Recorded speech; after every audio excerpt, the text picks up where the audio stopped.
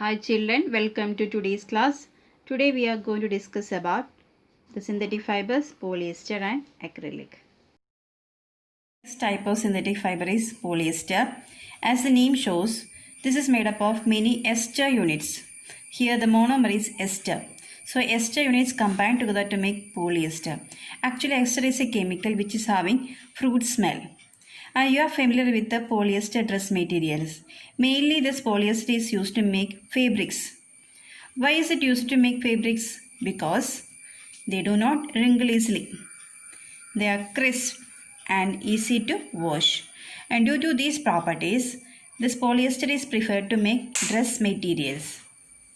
And this polyester can be combined with the cotton and we will get a polycot or polycotton. Similarly, we can mix polyester with the wool, then we will get polywool. An example of a polyester is terylene. Terylene can be drawn into very thin fibers. The next type of polyester is PET. PET is used to make bottles. You are familiar with the PET bottles. It is used to make utensils, films and wires. So these are the uses of PET. Okay, this is about polyester. And the characteristics of polyester are mainly it will not wrinkle easily and it appears crisp and easy to wash. And then another examples of polyester are terylene and PET. The next type of synthetic fiber is acrylic. This is mainly used to make sweater, shawl and blankets that we use in winter season. Winter season we usually use sweater, shawl and blankets. And these sweaters and blankets made of this natural fiber is very costly. But by using acrylic, most of these things are made up of acrylic. And why we prefer acrylic for making these sweaters, shawls and blankets? Because it is very cheap compared to natural fibers. And we will get a variety, we will get a variety of colors. And at the same time it is durable also. So these are the characteristics of acrylic, and due to that we prefer acrylic to make these sweaters and shawls. What are the advantages of using synthetic fibers? The first advantage is it is durable. We can use the synthetic fibers for long years. It is less expensive. You know that natural fibers are very expensive, but things made of synthetic fibers are less expensive. And they dry up quickly. They are readily available. Everywhere we will get it. It is easy to maintain the synthetic fibers.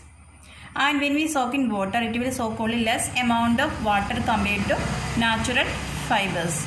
So these are the advantages of using synthetic fiber. But it has a disadvantage. That means when heated, it will melt. It will melt and stick to our body.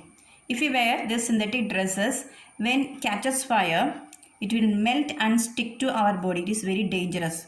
So it is not advisable to wear dresses made of synthetic fibers while working in kitchen or in laboratory. It is very dangerous because they will melt and at the same time they will stick to our body. So these are the advantages and disadvantages of using synthetic fibers. The next topic is plastics. Plastics have also polymer-like structures. And these polymers are arranged in some plastic polymers are arranged in linear structure and some other cases cross-linked structure. Plastics plays a very important role in everyone's life. We cannot avoid plastics from our life. What are the main advantages of using plastics? Plastics can be easily moldable into different shapes. We can change the shape of plastics into any ways. It can be recycled, it can be reused, we can color it. It is available in different colors. It can be melted. It can be rolled into thin sheets and thin wires, plastic sheets. So these are the main factors attracting towards plastics. It can be moldable into variety of shapes, colors. It can be melted or rolled. Due to this, it has a variety of uses. Plastics are mainly of two types. The first type of plastic is called thermoplastics. Thermoplastic means when we heat, they will get bent. So they will get deformed. The plastics which get deformed while heating. When we heat it, they will get deformed. When we heat it, they will get deformed easily. That type of plastics are called thermoplastics. Examples are polythene and PVC. This polythene actually is made up of ethene units. Many ethene units combine together to make polythene. Similarly, PVC means polyvinyl chloride. So vinyl chloride is the repeating unit here. So this polythene and PVC are examples of thermoplastics. And when we add hot water to this polythene or PVC, they will get melted, deformed. So such kind of plastics are called thermoplastics. But thermosetting plastics, once it is molded, we cannot change it. We cannot change the characteristics.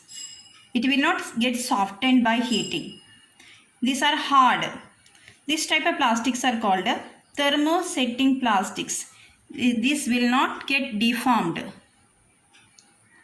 While heating, they will not get deformed and we cannot remold it into any other shapes. An example of thermosetting plastic is bakelite. Bakelite is resistant to heat and electricity. Due to that, it is used to make electric switches. Electrical switches are made up of bakelite. It is used to make the handles of various utensils because it is resistant to heat. So these are the uses of bakelite. This bakelite is resistant to heat and electricity. Due to that, it is used to make electrical switches. Since it is resistant to heat, it is used to make handles of utensils. The next type of thermosetting plastic is melamine. It is resistant to fire. So it is used to make floor tiles. It is used to make floor tiles, kitchenwares, and fabrics which resist heat. Fabrics which resist heat. These are made up of melamine. So bakelite and melamine are examples of thermosetting plastics. Once it is molded, it will not get softened by heating. But we cannot deform or we can remold this thermoplastic. We can recycle it. We can reuse it. They will get deformed. Examples of thermoplastics are polythene and PVC.